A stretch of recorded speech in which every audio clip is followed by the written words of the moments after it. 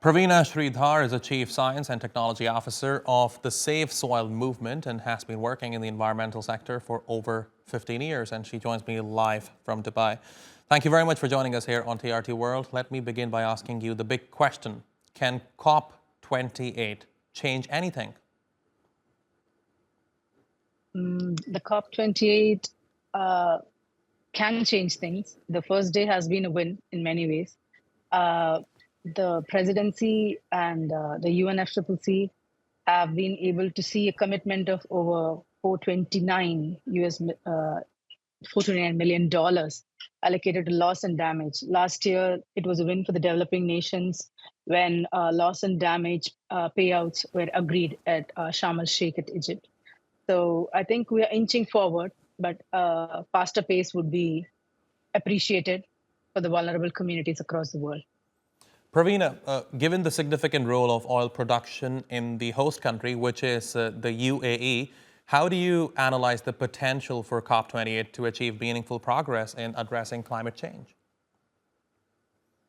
Looking at the host country being an oil producer, I would rather want to pivot a little differently, because while fossil fuels have been seen consistently as the reason for heating up the world, agriculture has as much contributed. If you see legacy emissions, it's not point source, it's like spread across all the farms. Around 30 to 40% of legacy emissions have been because of the way we have changed agriculture and going monocropping and other things.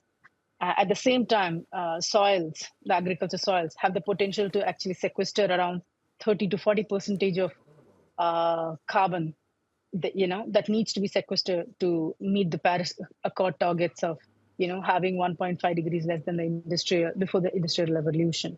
So while there is quite a bit of effort happening towards clean tech and moving towards phasing down of fossil fuels, we should not let go of a solution which is right under our feet, that's soils. And for that, we definitely need a lot more support to be provided and climate finance accessible to farmers, which at present is not really easy to access for farmers. Indeed. And Praveena, I believe the financial aspect of climate action is crucial at the summit. And with discussions on who pays for what taking the center stage at the summit, how do you think COP28 can foster genuine cooperation and financial commitments, especially in addressing the profound inequality that divides nations in terms of historical contributions to climate change and their capacities to adapt and mitigate its impacts?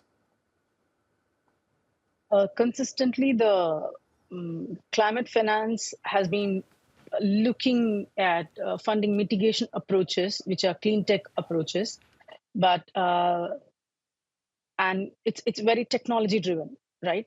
And because of which it becomes heavily developed nation dependent funding towards solution.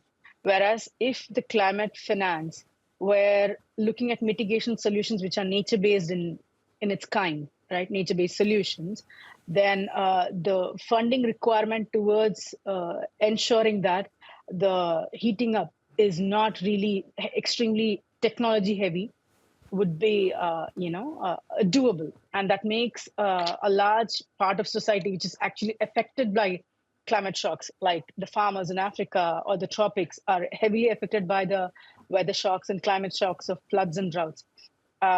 Instead of paying out adaptation fund to them, you can actually fund them to become resilient, at the same time contributing to mitigation. So this is how I see things pan out.